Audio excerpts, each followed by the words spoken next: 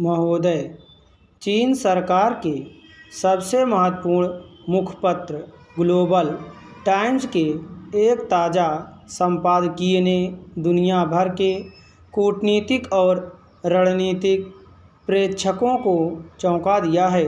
इस समाचार पत्र और उसकी संपादकीय टिप्पणियों को चीन के कम्युनिस्ट शासकों की नीति का आधिकारिक हिस्सा माना जाता है। इस संपादकीय में ग्लोबल टाइम्स ने चीन को एक सुपर पावर बताते हुए अमेरिका को धमकी दी है कि दक्षिण चीन सागर को लेकर अगर दोनों देशों के बीच युद्ध हुआ तो उसमें अमेरिका की हार होगी।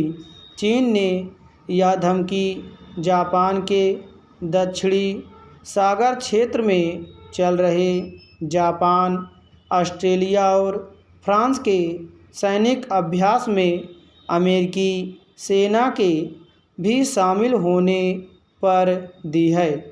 चीन की ओर से यह धमकी एक ऐसे मौके पर आई है जब दुनिया भर में वुहान वायरस के हमले के कारण चीन के खिलाफ सामूहिक अंतर्राष्ट्रीय कार्रवाई की संभावनाएं बढ़ रही हैं।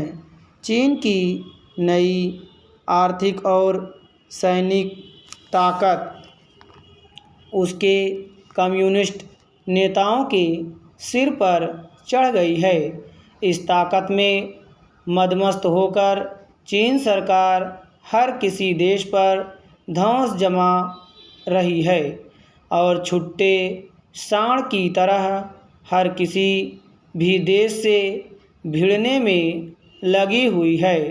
दक्षिणी चीन सागर और पूर्वी चीन सागर में वर्षों तक आतंक मचाने के बाद अब चीन की नौसेना प्रशांत महासागर, हिंद महासागर, अरब सागर और अदन की खाड़ी जैसे दूरस्थ समुद्रों में नौसैनिक अड्डे बनाकर पूरी दुनिया के लिए एक नई चुनौती खड़ी कर रही है।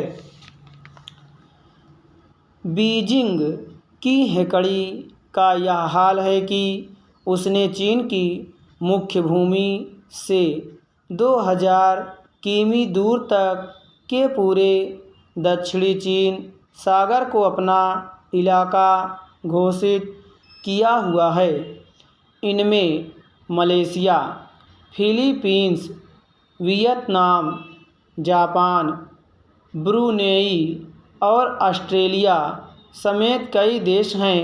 इनमें से कई देशों के सीधे नियंत्रण वाले विशेष आर्थिक क्षेत्र के भीतर घुसकर चीनी नौसेना ने कई द्वीपों पर कब्जा जमा लिया है और कई जगह तो समुद्र में उभरी चट्टानों के आसपास लाखों टन पत्थर मिट्टी डालकर अपनी नौसेना के ठिकाने और वायुसेना के लिए हवाई पट्टियाँ भी विकसित कर ली हैं। चीन का दावा है कि पूरे दक्षिणी चीन सागर और पूर्वी चीन सागर के गर्भ में छिपे तेल और खनिज संपदा पर केवल उसी का अधिकार है। पश्चिमी देशों को अब समझ आ रहा है कि अमेरिकी राष्ट्रपति निक्सन और उनके सहयोगी हेनरी किसिंजर ने चीन को बढ़ावा देकर बहुत बड़ी गलती की। अमेरिका ने तब तत्कालीन सोवियत संघ से डरकर कम्युनिस्ट चीन को ताइवान की जगह संयुक्त राष्ट्र का अस्थायी सदस्य